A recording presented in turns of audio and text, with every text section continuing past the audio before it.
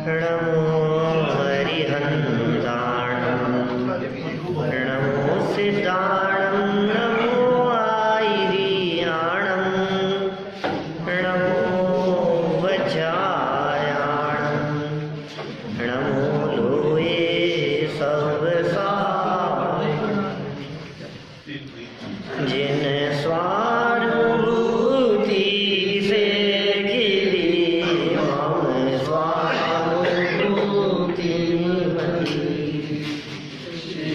विमलधारा जैन श्रुत आनंद अमृत से भरी समता प्रवाह भावती रागादि विकल्प तोड़ी माँ सरस्वती प्रतिभाव वंदन दृष्टि निज में जोड़ी के दृष्टि निज में जोड़ी के। आचार्य कल्प पंडित प्रवर टोडरमल जी के द्वारा रहस्यों से भरी हुई यह चिट्ठी और इसमें सम्यक दर्शन की प्राप्ति की विधि, सम्यक दर्शन की प्राप्ति का उपाय, निर्विकल्प आत्मा की अनुभूति किस विधि से संभव है, यह प्रकरण हमारा यहाँ प्रारंभ हो रहा है। इस जीव के लिए उपादेय और उपयोगी तो निर्विकल्प आत्मा की अनुभूति ही है। जहाँ विकल्प है वहाँ तकलीफ है, जहाँ विकल्प है वहाँ सुख नहीं है, और जहाँ विकल्प खत्म हो गए हैं वहीं सुख है। माने सुख की प्राप्ति के लिए सर्व प्रकार के विकल्पों से निवृत्ति होनी ही चाहिए। अब जब विकल्पों से निवृत्ति की बात करते हैं तो सीधा सीधा सामने प्रश्न करता है शिष्य कि जब आप निवृत्ति कराना चाहते थे, विकल्पों से पार कराना चाहते थे, तो हमें ये सब विकल्प कराए ही क्यों? हमें इन विकल्पों में उलझाया ही क्यों? क्योंकि आत्मा की अनुभूति तो निर्विकल्प है ना, तो फिर हम विकल्पों में क्यों उलझे? तो पता है क्या कहा? सम्यक विकल्पों की जरूरत है। नए चक्र में भी इस तरह का प्रश्न उठाया कि भाई आत्मा तो विकल्पातीत है, तो निर्विकल्प अनुभूति की बात करते हो आप, नए विकल्प रूप है। तो उन्होंने कहा जब तक सम्यक विकल्पात्मक नए ना हो तब तक निर्विकल्प आत्मा की अनुभूति नहीं होती है। यद्यपि आत्मा स्वभावेन नए पक्षातीत है तथापि स तेन विना तथा विदो न भवितुम अर्हत्यनादि कर्मवशात सत्कल्पनात्मकत्वादतो नए लक्षण उच्यते। माने असत कल्पनाओं के निषेध के लिए पहले सत्कल्पना स्वरूप नयों का स्वरूप कहते हैं, और फिर उन विकल्पों को तोड़ करके भी निर्विकल्प अनुभूति की बात कहते हैं। जैसे समझिए आप किसी क्षेत्र से पार होना हो तो पार होने के पहले उस क्षेत्र में आना तो पड़ेगा। जो उस क्षेत्र में आया ही नहीं वो उससे पार कैसे होगा? कोई व्यक्ति ये बात कहे कि जब नदी से पार उतरना ही है तो नदी में जाना ही क्यों? अरे भाई नदी में जाएगा नहीं, नाव में बैठेगा नहीं, तो उस पार कैसे उतरेगा? तो फिर साहब जब नाव में बैठा ही दिया है तो फिर उतारने की बात क्यों करते हो? कि नहीं भाई बैठना भी पड़ेगा और उस पार पहुंचने पर उतरना भी पड़ेगा, लेकिन ध्यान रखना उस पार पहुंचने के बाद ही उतरना। कहीं उतरना है उतरना है उतरना है, इन विकल्पों में बीच में ही उतर जाएगा तो क्या होगा? यदि बैठेगा नहीं तो रहेगा इस पार, और बैठा ही रहेगा तो रहेगा मंझधार। उस पार दोनों स्थितियों में नहीं पहुंचा। यदि तुझे उस पार पहुंचना है तो नदी में बैठना भी, नाव में बैठना भी और नाव से उतरना भी। बस यही स्थिति यहाँ विकल्प और निर्विकल्प के संदर्भ में कह रहे हैं। आत्मा की अनुभूति के लिए, निर्विकल्प अनुभूति के लिए विकल्प होना भी और फिर उन विकल्पों का छूटना भी। लेकिन कैसे विकल्प उस अनुभूति के लिए चाहिए, कैसे विकल्प आत्मानुभूति के पूर्व होते हैं, वो सब बातें यहाँ इन्होंने सविकल्प दशा के अंदर कही है।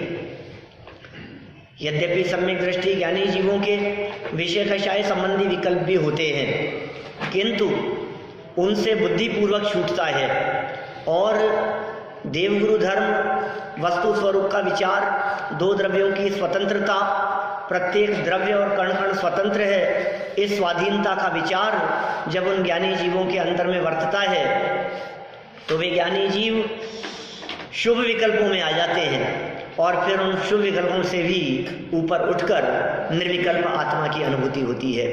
ऐसा ही स्वरूप है। देखिए, आप बहुत सुंदर बात कह रहे हैं, सविकल्प से निर्विकल्प होने का विधान। सविकल्प अवस्था से निर्विकल्प अवस्था की प्राप्ति कैसे होगी? है कोई प्रक्रिया, है कोई विधि सविकल्प से निर्विकल्प होने की? ये क्यों नहीं है? कोई भी काम विधि पूर्वक ही होगा। बिना विधि, बिना पद्धति के दुनिया का कोई काम नहीं होता।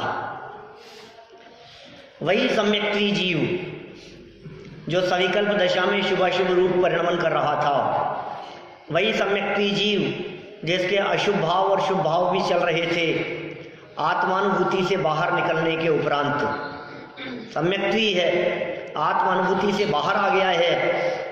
ऐसा थोड़ी न अनुभूति से जब बाहर आएगा तो क्या होगा, सब काम बंद हो जाएंगे। बाहर तो आता ही होगा। किसके बाहर आने की बात चल रही है? कहाँ से बाहर आने की बात चल रही है? कैसे कैसे निकलने की बात चल रही है? किस प्रकार जाता होगा, किस प्रकार चलता होगा, किस प्रकार निकलता होगा, कहाँ पैरों से चलता होगा, कौन सा ऐसा दरवाजा है, कौन सा ऐसा मकान है, मंदिर है, क्षेत्र है। जाने आने की जब चर्चा चल रही है तो ये क्या हो क्या रहा है?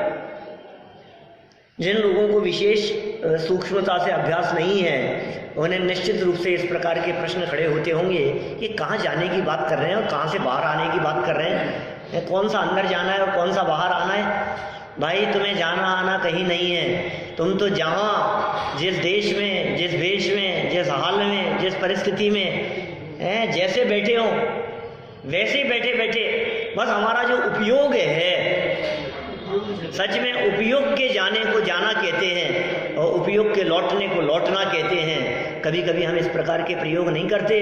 भाई साहब, कहाँ चले गए आप? कहाँ हो? बैठे भैया।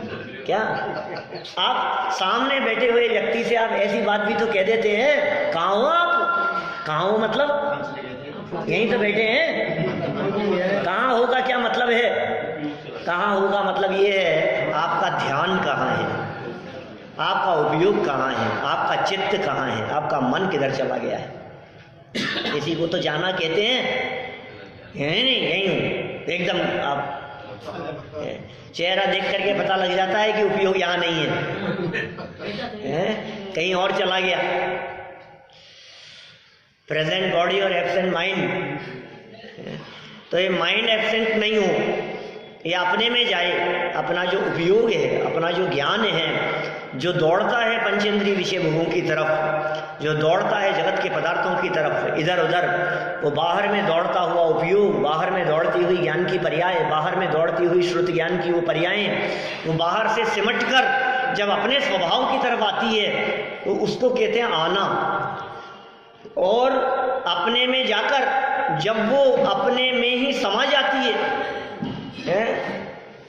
अपने में ही तल्लीन हो जाती है, अपने में ही तन्मय हो जाती है, तो हम कहते हैं अब आएगा अतीन्द्रिय आनंद का रस। ये काम होना चाहिए।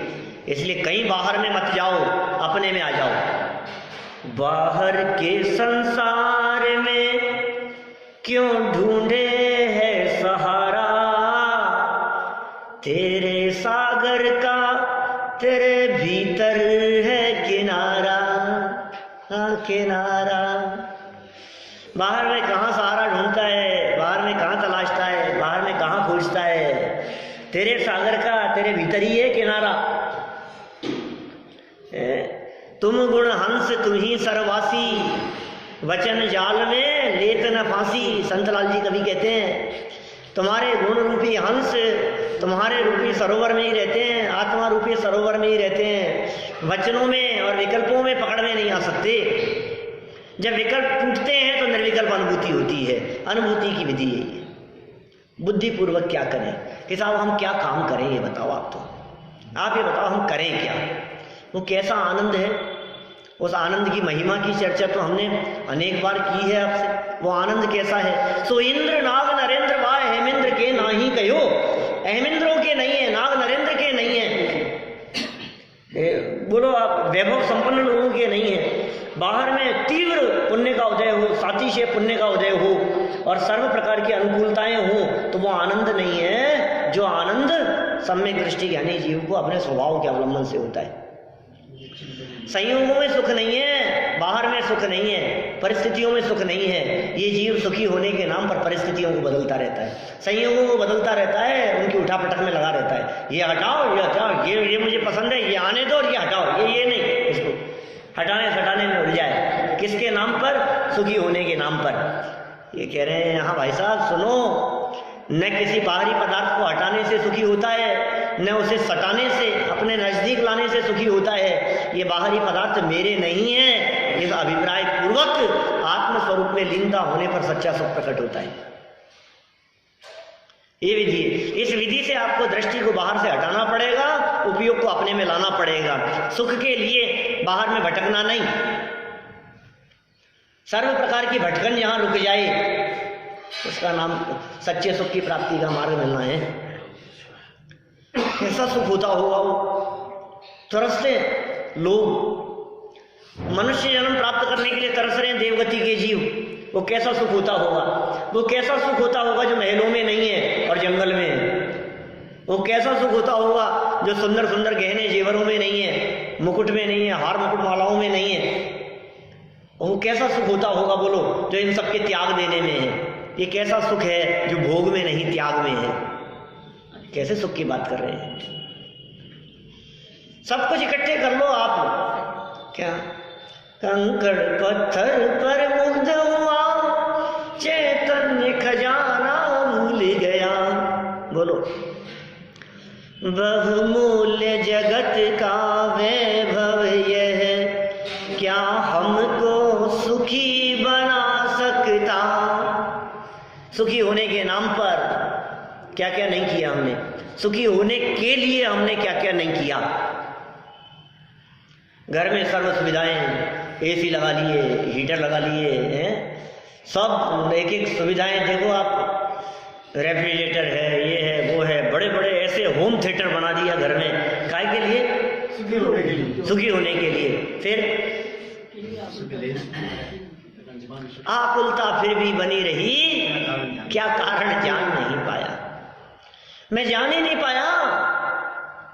भरपूर सुखी कर दोगे तुम, यह सोचे सन्मुख खड़ा रहा। देखो भोगों में सुख मानते हैं, वे इधर उधर दौड़ते हैं, उनके इकट्ठा करने के लिए दौड़ रहे हैं। अब जो उनमें नहीं मानते हैं वो सोचते हैं भगवान की भक्ति में तो सुख मिलेगा, आ गए भगवान के चरणों की शरण में, अब तो सुख मिलेगा ना। क्या सोच रहा है? भरपूर सुखी कर दोगे तुम, यह सोचे सन्मुख खड़ा रहा। अब क्या समझ में आ गया? तुम वीतराग हो, लीन हो अपने आप में। मैंने ये जाना ही नहीं, मैंने पहचाना ही नहीं। जब दृष्टि पड़ी प्रभु जी तुम पर, मुझको स्वभाव का भान हुआ। क्या मुझे जैसे ही अपने स्वभाव का भान हो गया तो क्या पता लग गया? सुख नहीं विषय भोगों में है, तुमको लख यह सद्ज्ञान हुआ। तुमको देखने मात्र से ये है जिनेंद्र देव के दर्शन करने का असली फल। जिनेंद्र देव की प्रतिमाओं को देखे और ये सद्ज्ञान न होए। सुख नहीं विषय भोगों में है, तुमको लख यह सद्ज्ञान हुआ। दृष्टि हट गई वहां से भी, सुख नहीं है इन सब में। जब बाहर से दृष्टि हटेगी तो अपने स्वभाव की तरफ दृष्टि आएगी। बुद्धिपूर्वक ये काम करना पड़ेगा आपको, बुद्धिपूर्वक अपने उपयोग को वहां से हटाना पड़ेगा। विकल्प पूर्वक, बुद्धि पूर्वक, इनमें सुख नहीं है, इनमें शांति नहीं है, इनमें चैन नहीं है, इनमें मजा नहीं है, इसमें आनंद नहीं है, इधर इधर इधर मेरे को सुख मिलेगा नहीं, ऐसे विकल्प पूर्वक वहां से उपयोग को हटाया, जबरन हटाया, खींचना पड़ता है इस भूमिका में। अभी प्रारंभिक भूमिका में विकल्प पूर्वक, बुद्धि पूर्वक उपयोग को पर से हटाना पड़ता है। भूमिका जैसे जैसे बढ़ती है, स्तर जैसे जैसे बढ़ता है, लेवल बढ़ता चला जाता है, इतनी प्रैक्टिस हो जाती है, फिर काम करते करते भी, दूसरे काम करते करते भी उपयोग अंदर में चला जाता है। डिपेंड्स, प्रैक्टिस चाहिए भाई साहब। जितनी प्रैक्टिस होगी उतना काम होगा, जितना अभ्यास होगा उतना फास्ट होगा। हो सकता है शुरू शुरू में खाना बनाने में आपको 1 घंटा लग जाए, आटा लगाने में आपको 15 मिनट लग जाए, अब तो 2 मिनट में। अब तो ऐसा भी हो जाता है किचन में गए और आप तो बैठो, लग गया, अरे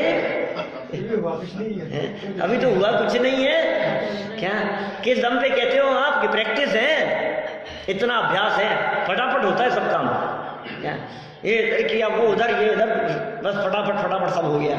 ये फटाफट होगा भी कब? जब गुणस्थान बढ़ेगा तब। अभी प्रथम स्टेप की बात करते हैं। इसलिए वही सम्यक्त्वी जीव जो लगा था इन सब में, कदाचित स्वरूप ध्यान करने को उद्यमी होता है। कदाचित किस लिए कहा यहाँ? कदाचित शब्द का प्रयोग क्यों किया?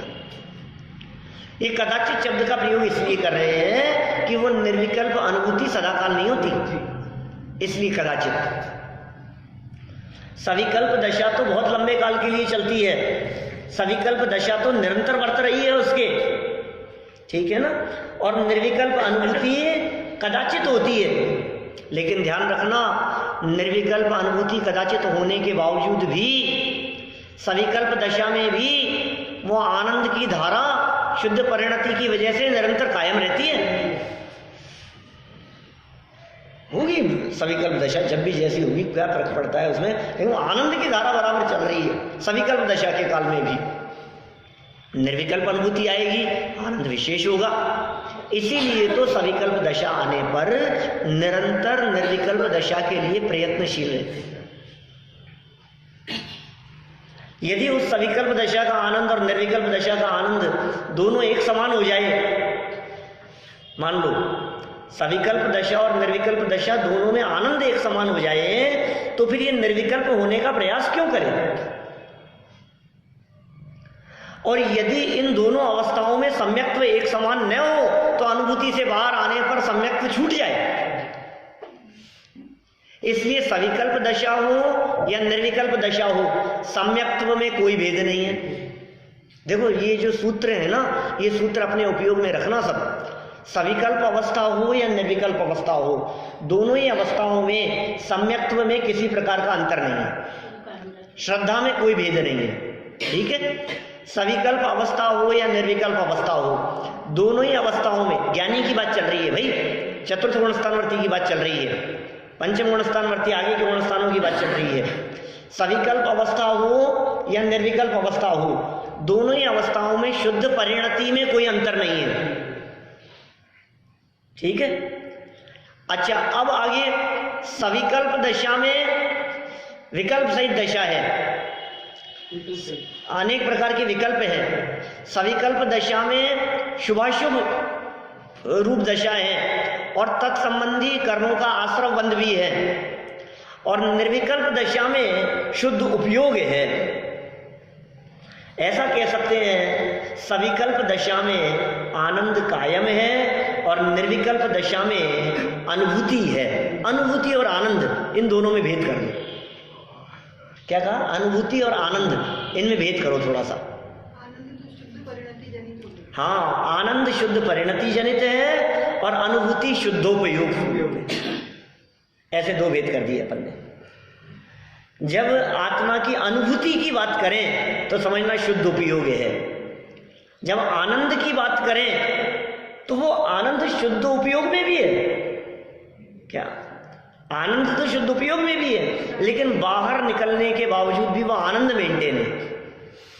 वो आनंद कैसे प्रकट होगा?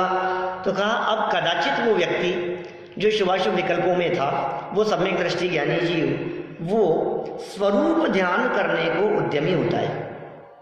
तो क्या करेगा आप स्वरूप ध्यान करने के लिए? ये बात तो सम्यक दृष्टियों के संदर्भ में बतला रहे हैं। इसलिए सम्यक दृष्टियों के बारे में बतला रहे हैं क्योंकि टोडरमल जी ये मान करके चल रहे हैं कि मुल्तान वाले स्वाध्यायी लोग जिन्होंने चिट्ठी भेजी है, जिन्होंने प्रश्न भेजे हैं, उनके अपने आत्मा का अनुभव की दशा तो वर्तती है क्या, लेकिन चिदानंद घन के अनुभव से सहजानंद की वृद्धि चाहिए। समझ में आ रही है ना बात?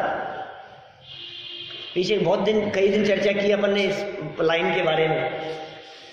चिदानंद घन के अनुभव से सहज आनंद की वृद्धि चाहिए। वृद्धि, वो वृद्धि शब्द इस बात को सूचित करता था, जो पीछे पेज पे पढ़ा था अपन ने, वो वृद्धि शब्द इस बात को सूचित करता था कि आनंद तो है। इसका मतलब ये बातें उनके लिए लिखी जा रही है जो पहले से सम्यक दृष्टि तो है।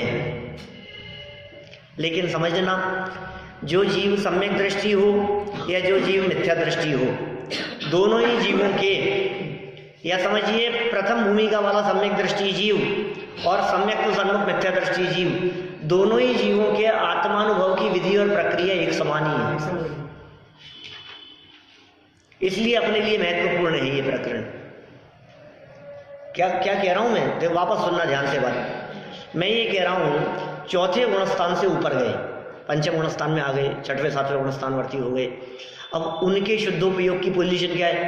आहारचर्या के काल में भी चल रहा है। उनके शुद्धोपयोग की क्या स्थिति है? मुनिराजों के खीर खा रहे हैं और आत्मा का आनंद आ रहा है। खीर का स्वाद आता होगा कि नहीं मुनिराजों को? आता है, वो भी आता होगा। मुनिराजों को खीर का स्वाद आता है? खीर का स्वाद आता है उनको? मुनिराज खीर का स्वाद लेते हैं?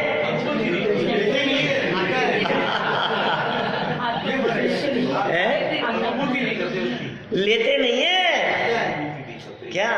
सहज है वो। देखो भाई, स्वाद दो प्रकार का क्या, एक ज्ञानात्मक स्वाद और एक रागात्मक स्वाद। क्या कहा? एक ज्ञानात्मक स्वाद और एक रागात्मक स्वाद। तो मुनिराज खीर खाते समय आहारचर्या के दौरान जिस समय वो खीर खा रहे हैं तो उस समय वो खीर कितनी मीठी है, कैसा टेस्ट है, उसका स्वाद कैसा है, वो उनके ज्ञान का विषय बनता है, ज्ञान का विषय बनता है, लेकिन वो उनके राग का विषय नहीं है। पसंद आई कि पसंद नहीं आई, अच्छी नहीं बनी कि अच्छी बनी, मीठा कम रह गया, गरम ज़्यादा है कि ठंडी हो गई थी, कि अच्छी लगी और दे दो, ये कोई भी चाहिए वो वाली बात नहीं। समझ में आ रही है बात? वो रागात्मक है। अज्ञानी जीव के जो विकल्प चलते हैं वो रागात्मक चलते हैं, और मुनिराजों के जीवन में जो चलते हैं, ज्ञानियों के जीवन में जो चलते हैं, वो ज्ञानात्मक है। रसना इंद्री खराब थोड़ी ना हुई, जीभ थोड़ी ना खराब हो गई उनकी। जीभ तो अपना काम करेगी ना, रसना इंद्री तो अपना काम करेगी। तो जो स्वाद है उस स्वाद का ज्ञान, तो ज्ञान भी खराब नहीं है, रसना इंद्री भी खराब नहीं है, शिवोपशम ज्ञान है, तो ज्ञान तो बराबर है, ज्ञान बराबर है, लेकिन उस ज्ञान के साथ में लगाव नहीं है, उस ज्ञान के साथ में जुड़ान नहीं है, उस ज्ञान के साथ में तन्मय नहीं है। उस गेय का ज्ञान तो है, लेकिन गेय मिश्रित ज्ञान का अनुभव नहीं है। क्या नहीं केवल ज्ञान का अनुभव करते हैं, ये शब्द पंडित जी के ही हैं, गेय मिश्रित ज्ञान का अनुभव करने वाले। पता है आपको इस संबंध में क्या उदाहरण दिया था? नहीं, गेय मिश्रित ज्ञान के अनुभव में पंडित जी साहब ने वहां उदाहरण दिया, 33-34 पेज के आसपास का प्रकरण है, वहां उन्होंने इस तरह की बात कही, कुत्ता हड्डी चबाता है। क्या आ गया ना ध्यान सबको? कुत्ता हड्डी चबाता है और फिर क्या करता है? हड्डी चबाते हुए मुंह में खुद का ही खून निकलने लगता है। क्या मसूड़े कटते हैं और खून निकलने लगता है और स्वाद आता है उसको। तो जो उसको स्वाद आता है, क्या वो समझता है हड्डी में से रस आ रहा है। रस का आ रहा है खुद का। ऐसे ही जो रस है वो ज्ञान का रस है, लेकिन अज्ञानी जीव ज्ञान और ज्ञान में झलकते हुए गेय, ज्ञान खाली ज्ञान और ज्ञान में झलकते हुए गेय, इन दोनों में भेद नहीं कर पाता। और ये मिश्रित ज्ञान का अनुभव करता है, इसलिए दुखी रहता है। घास मिश्रित गेहूं खाता है, मीठी घास। हाँ,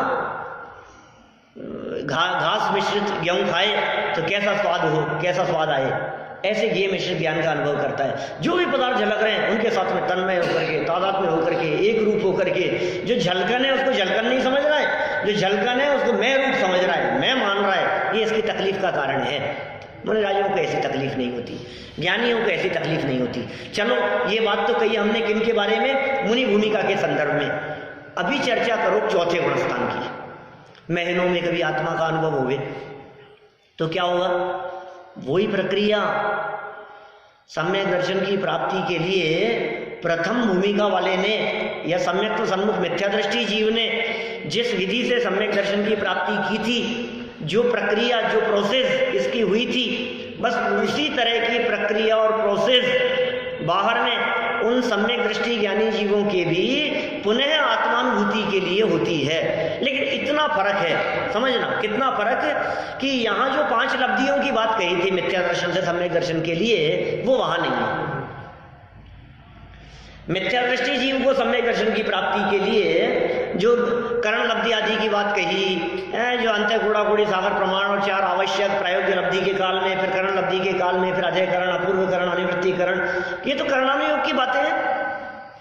अभी कर्णानुयोग की बातों से क्या मतलब, लेकिन द्रव्यानुयोग की अपेक्षा से देखो तो विकल्प विषय कषाय जनित वहां से हटे, फिर षट आवश्यक जनित विकल्प, वस्तु स्वरूप के विचार जनित विकल्प, फिर वे विकल्प टूटे, उन विकल्पों के चलते हुए विकल्प जब अपनी चरम सीमा पर पहुंचे तो विकल्प टूटा और निर्विकल्प आत्मा की अनुभूति हुई।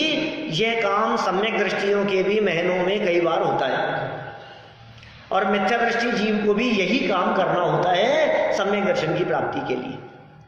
इसलिए ये प्रकरण उपयोगी है, इसलिए ये विधि बतला रहे हैं। इसलिए कहा कदाचित स्वरूप ध्यान करने को उद्यमी होता है, वहां प्रथम फर्स्ट स्टेप करना, देखो कोशिश करना, काम होगा।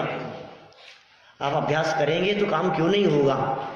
ये मनुष्य जीवन की सार्थकता इससे आगे बढ़ने में है। अभी तो फर्स्ट स्टेप है, ये पहला कदम है। इस सम्यक दर्शन को मोक्ष महल की प्रथम सीढ़ी कह करके पुकारा है, पहली सीढ़ी है, दौलत राम जी ने लिखा है। मोक्ष महल की प्रथम सीढ़ी या बिन ज्ञान चरित्रा सम्यक्त्वा न लहे। कितना भी ज्ञान प्राप्त कर लो सम्यक नहीं है, कितना भी चारित्र बाहरी हो सम्यक नहीं है। ये क्या मतलब, या बिन दर्शन के बिना, श्रद्धा के बिना।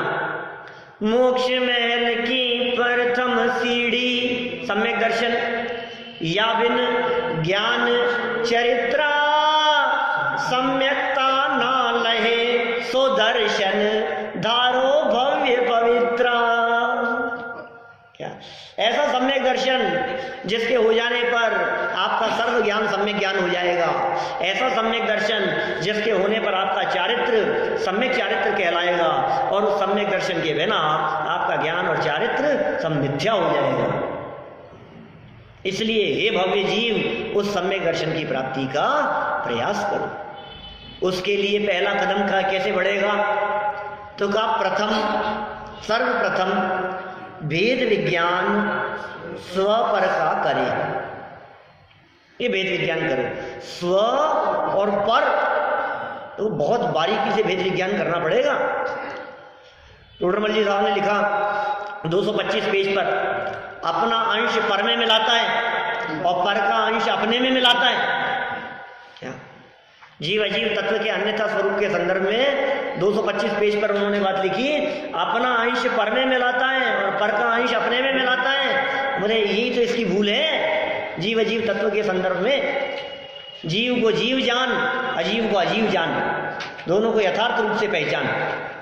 ये पुस्तकें पुरानी हैं आपके पास में शायद, उसमें उधर उस पुस्तक में होगा। खैर कह रहे हैं ना हम, कोई बात नहीं। वेद विज्ञान किसका करना, स्व और पर। 225 पेज ब्लैक इस लाइन में है मोटा 225 पेज ही कहा स्व और पर, अपने और पराये का वेद विज्ञान। एक तरफ राम है और दूसरी तरफ पूरा गांव है, 3 लोग एक तरफ और 3 लोग से भिन्न अपना क्या है, भगवान आत्मा एक तरफ या अपना आत्मा एक तरफ। बोलो, ऐसा वेद विज्ञान होना चाहिए।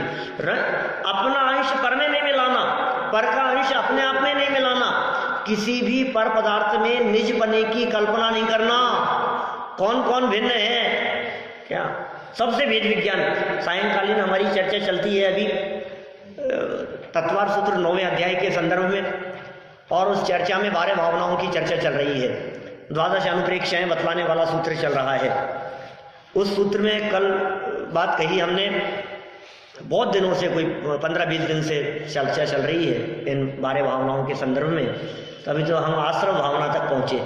तो हमने ये कहा वहाँ कि देखो, अनित्य, आश्रण और संसार, इन 3 भावनाओं के माध्यम से भेद विज्ञान कराया है बाह्य पदार्थों से, जगत के पदार्थों से।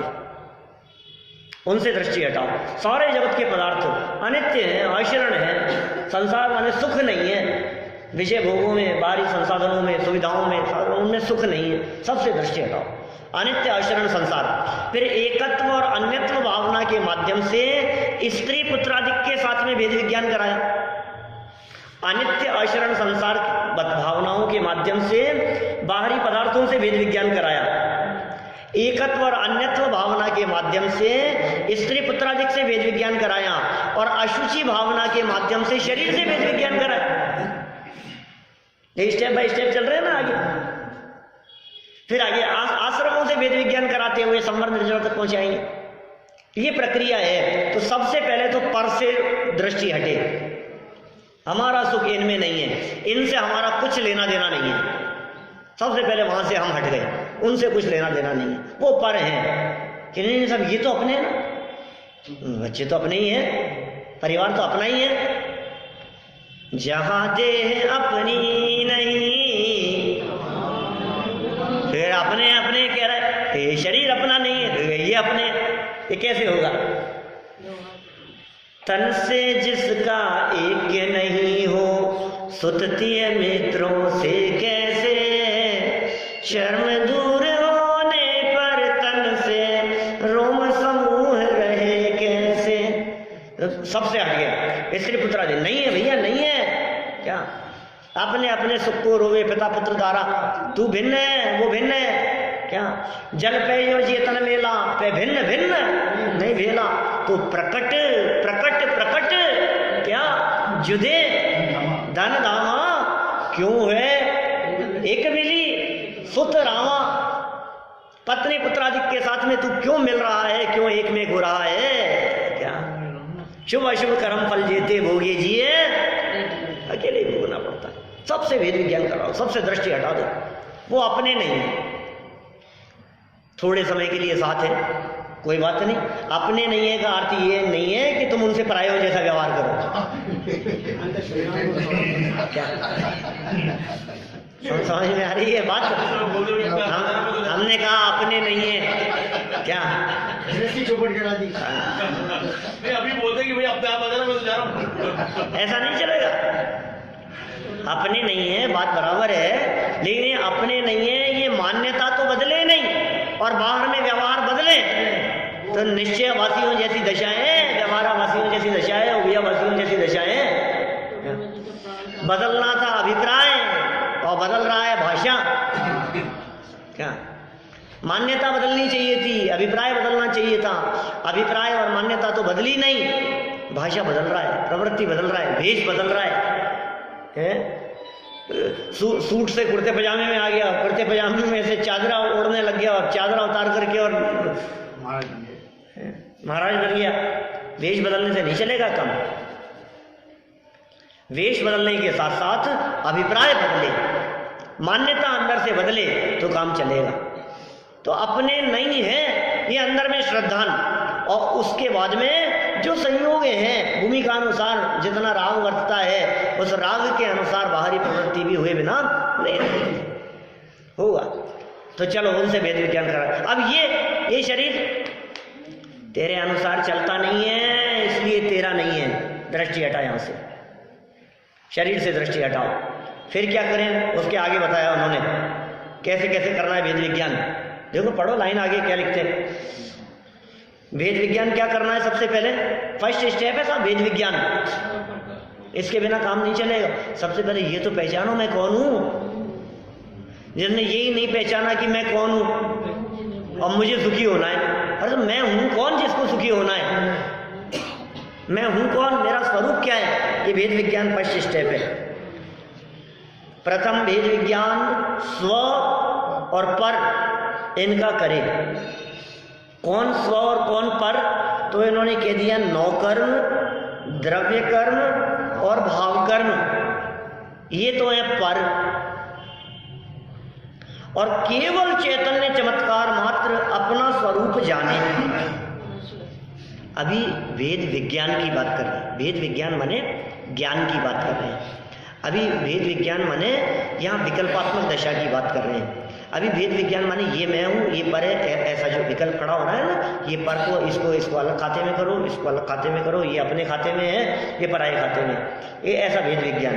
अभी आगे चल करके बात कहेंगे इस विकल्प के भी टूट जाने की। ये विकल्प जो खड़ा हुआ है, भेद रूप जो विकल्प खड़ा हुआ, ये पर और ये मैं, ये जो विकल्प खड़ा हुआ है, पहले विकल्प खड़ा करना पड़ेगा। पहले ये विकल्प खड़ा होगा इस भूमिका में, प्रथम सर्वप्रथम भेद विज्ञान के द्वारा ये विकल्प खड़ा होगा। इसलिए भाई भले दुकान पर बैठे हो, क्या भले जॉब कर रहे हो, ऑफिस में काम कर रहे हो, लेकिन आपके उपयोग में ये भेद विज्ञान की धारा बराबर चलनी चाहिए। निरंतर भेद विज्ञान करते रहो, मैं कौन हूँ, मैं कौन हूँ, मैं कौन हूँ। जहाँ आपको लगे कि मैं ये हूँ, मैं ये कैसे हो सकता हूँ, मैं तो पहले भी था, मैं तो बाद में भी था, आगे पीछे भी था, यदि ये मेरा स्वरूप है, यदि मेरा स्वरूप कुर्ते पजामे वाला है तो पैंट शर्ट के अंदर मैं नहीं हूँ क्या, मैं तो पैंट शर्ट में हूँ। यदि मेरा स्वरूप समझ लो आप नग्न दिगंबर हैं, तो मैं कह रहा हूँ जब मैं नग्न दिगंबर नहीं था तब भी मैं तो था। तो इसका मतलब मैं पना जहाँ हो रहा है वो कहाँ होना चाहिए। मैं बिजनेसमैन, बोलो मैं कैसा हूँ, मैं बिजनेसमैन हूँ। क्या अच्छा तुम बिजनेसमैन हो, सच में तुम्हारा स्वरूप बिजनेसमैन जैसा है। गहराई से विचार करना, ये बिजनेस कितने समय से है और तुम कब से हो, ये भेद करना पड़ेगा कि मैं व्यापारी नहीं हूं, क्या मैं शिक्षक नहीं हूं, मैं बिजनेसमैन नहीं हूं। हिसाब में जवान तो हूं कि तू जवान भी नहीं है, क्योंकि जवानी अलग है और तू अलग है। हिसाब मैं वृद्ध हूं, मैं बालक हूं, कि ना मैं बालक हूं, ना मैं युवा हूं, ना मैं वृद्ध हूं। डॉक्टर भारिंदर जी का, छोटे दादा का बहुत सुंदर लेख है, मैं कौन हूं, पुस्तक भी है मैं कौन हूं के नाम से। उसमें बहुत सुंदर निबंध है और उनमें अनेक प्रकार के तर्क के माध्यम से, युक्तियों के माध्यम से क्या उन सब बातों को समझाया है। उस निबंध का कुछ अंश वो वीतराग विज्ञान पाठमाला भाग 2 में भी है। मैं कौन हूँ, पहले भाग में है शायद, पहले या दूसरे में। मैं कौन हूँ पहचानो आप, और ये सब तर्क दिए हैं। मैं राजस्थानी हूँ, मैं गुजराती हूँ, मैं हिंदुस्तानी हूँ। ये कैसे हो गया, यहाँ पैदा हो गया इसलिए अपने आप को ये मानता है। मैं जैन हूँ, साहब मैं जैन तो हूँ, जब से जन्म लिया तब से लेकर के मैं जैन हूँ। अरे भाई तू इसके पहले भी था और जीवन पूरा हो जाने के बाद में भी रहेगा। क्या अभी 5-7 दिन पहले न्यूज़पेपर की बात बतला रहे थे, क्या वो कोई 2 साल का बालक वो कहाँ चला गया, वहाँ जाकर के उसने बताया नालंदा, बोले मैं यहाँ नालंदा विश्वविद्यालय के अंदर प्रोफेसर था।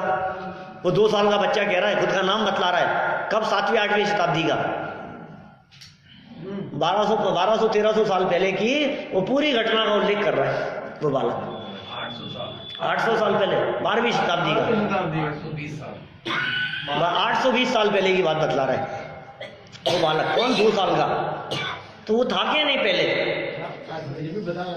तो तुम हो कौन, कि चैतन्य चमत्कार मात्र में हूँ, द्रव्य कर्म में नहीं। देखो शरीर आदि 9 कर्म नहीं है। सबसे पहले तो शरीर आदि 9 कर्म की बात कही। 9 कर्म में क्या क्या लगाना? 9 कर्म किसे कहते हैं? बोलो। हमारे पुण्य पाप कर्म के उदय से मिले हुए सर्व संयोगों को 9 कर्म कहते हैं। जो जो संयोग हमें हमारे पुण्य पाप कर्म के उदय से मिले हैं वे सर्व संयोग हमारे 9 कर्म हैं। सर्व संयोग आ जाएंगे उसके अंदर, घर बार महल मकान, उन सब में जहाँ जहाँ आपका मैं पना बरतता है, ये मैं हूँ, ये मेरे हैं, ये मेरा है, ये मेरा है, ये आपका है, वो सब आपके 9 कर्म हैं। आपकी चप्पल जूते, आपके कपड़े लत्ते, गहने जेवर, मकान, घर बार महल मकान, सारे परिवार के लोग, सब वो सब क्या है? 9 कर्म है। 9 कर्म है। 9 कर्म, 9 कर्म नहीं। माँ को थोड़ा साइलेंट बोलो तो 9 कर दिखता है क्या? हाँ हाँ, तुम्हारे नहीं है, कर्म के 9 कर्म है। घुमटसार कर्म कांड, इसमें कर्म कांड में ऐसी चर्चा की नेमिचंद्र स्वामी ने कि ये जो 9 कर्म तुम्हें अपने दिखते हैं, ये 9 कर्म तुम्हारे है ही नहीं, ये 9 कर्म तो कर्म के हैं। ज्ञानावरणी के 9 कर्म, दर्शनावरणी के 9 कर्म, मोहनी अंतराय के 9 कर्म, ऐसे 9 कर्म बतलाए। सब कर्मों के अपने अपने 9 कर्म हैं। तुम्हें लग रहा है ये हमारे 9 कर्म, इसलिए भेद विज्ञान करना है इनसे। 9 कर्म से भिन्न, सबसे 9 कर्म के अंदर शरीर भी आ गया, शरीर से भी भिन्न के साथ। और आगे बढ़ो तो 9 कर्म से भिन्न के बाद में फिर का द्रव्य कर्म से भी भिन्न, ज्ञानावरणी आदि से। क्योंकि ये जो कर्म है, द्रव्य कर्म है, ज्ञानावरणी आदि जो 8 कर्म कहे हैं, ये कर्म है जड़, ये कर्म है अचेतन, ये कर्म है पौद्गलिक, ये सब कर्म है पुद्गल द्रव्य की अवस्था पर्याय, और मैं हूं चेतन द्रव्य। समझ में आ रही है बात? तो शरीर आदि तो भिन्न थे ही, वो कर्म भी अपने नहीं है, वो कर्म भी मैं नहीं हूं और मेरे नहीं है, वे भी पुद्गल है, वे भी मुझसे भिन्न है। तो द्रव्य कर्मों से भी किया भेद विज्ञान। देखो भाई, जो द्रव्य भिन्न है तू उनका करता नहीं और वो तेरे करता नहीं, ये भेद विज्ञान का फल निकलना चाहिए। जो मुझसे भिन्न है मैं उनका करता नहीं और वो मेरे करता नहीं, ऐसा होना चाहिए कि नहीं? तो वो मान्यता निकल जाएगी, जड़ कर्म घुमाता है मुझको। क्या करें साहब, ऐसे ही कर्मों का फल है, हम क्या करें साहब, कर्मों का फल भोग रहे हैं साहब। तो भोगता ही नहीं है कर्मों के फल को। बातें थोड़ी सी ऊंची है भाई, क्या ये थोड़ी सी ऊंची बातें हैं। कोई सामान्य व्यक्ति भी ये बातें सुन लेवे, नया व्यक्ति कोई ये बात सुन लेवे, तो व्यक्ति कहेगा यार ये क्या बातें कर रहे हैं, ये कैसी बात कर रहे हैं, कर्म भी हमारे नहीं है, कर्म का फल भी नहीं, फिर क्या होगा? तो जुड़ान करता है इससे। कर्म का फल कर्म में आता है, कर्म का परिणाम कर्म में होता है, और कर्मों के साथ में 9 कर्मों का निमित्त नैमित्तिक संबंध होता है, हमारे साथ में नहीं। हमारे साथ में निमित्त नैमित्तिक संबंध नहीं है हमारे सुखी दुखी होने का। वो तो तेरी अज्ञानता के कारण, तेरी विपरीत मान्यता के कारण कर्म का उदय कर्म में आता है, और उसके कारण जो निमित्त नैमित्तिक संबंध रूप संयोग दिखाई देते हैं उनमें जो उठापटक परिवर्तन होता है, तो जुड़ान करके सुखी दुखी होता है। ये तेरा अपराध है। आपने पहले बताया बिना एग्रीमेंट के। हाँ, एग्रीमेंट है कर्मों के साथ, कर्मों के साथ में एग्रीमेंट है, और वो एग्रीमेंट के अंदर साफ साफ लिखा है विदाउट प्री इंफॉर्मेशन। क्या, जब चाहेगा तब ले जाएगा। कर्मों ने कंडीशन दे रखी है भाई साहब। कर्मों ने कोई सामान आपको सौंपा और सौंपते कहा भाई ये तुम्हारे को दे रहा हूँ, तुम इनका उपयोग करो, काम में लो, जो तुम्हें करना हो सो करो, लेकिन ध्यान रखना जिस दिन मुझे जरूरत होगी उस दिन मैं आऊँगा, झटके से ले जाऊँगा मैं, बिना बिना बिना पूर्व सूचना के, बिना किसी नोटिस के। अब ये इसका उपयोग करने लगा, उपयोग करने लगा किसका? 9 कर्मों का, और समझने लगा ये तो मेरी। और इतने में क्या हुआ कि वो कर्म आया कि जिसने दिया था वो ले गया, और ये रोने लगा, ये क्या हो गया, ये क्या हो गया। तू पहले से ही उनको अपने से भिन्न जाने तो दुखी क्यों हुए? क्या जिनको अपने से भिन्न जान लेगा फिर दुखी क्यों होगा। नौ कर्म से भिन्न जानो, फिर क्या कहा, द्रव्य कर्म से भिन्न जानो। द्रव्य कर्म ज्ञानावरणादि, नौ कर्म शरीर आदि। फिर तीसरा स्टेप, भाव कर्म से भी रहित, राग द्वेष से भी रहित। राग भी मेरा स्वरूप नहीं है, द्वेष भी मेरा स्वरूप नहीं है, काम क्रोधादिक भी मेरा स्वरूप नहीं है, मोहादिक भी मेरा स्वरूप नहीं है। ये सब विभाव हैं, ये सब विपरीत भाव वाले हैं, ये सब विकारी हैं क्या। और मैं निर्विकारी चैतन्य तत्व हूँ कि साहब इन सबसे रहित कर दिया तो फिर बचेगा क्या। ये भी नहीं, ये भी नहीं, ये भी नहीं, इनको भी बाहर, इनको भी बाहर। आखिर हूँ कौन कि तू तो इन सबसे भिन्न केवल चैतन्य चमत्कार मात्र है। ऐसे अपने स्वरूप को जान, ऐसे अपने स्वरूप को स्वीकार कर। इस तरह से द्रव्य कर्म और भाव कर्म और नौ कर्म, इन सबसे भिन्न यदि आप अपने चैतन्य स्वरूप को विकल्पात्मक भूमिका में भेद करके जानने का प्रयास करेंगे तो निर्विकल्प अनुभूति की विधि भी ख्याल में आएगी और अल्पकाल में निर्विकल्प अनुभूति भी होगी। हम सभी को ऐसी निर्विकल्प अनुभूति इस विधि के माध्यम से प्रकट हो, इसी मंगल भावना से बात को विराम देता हूँ।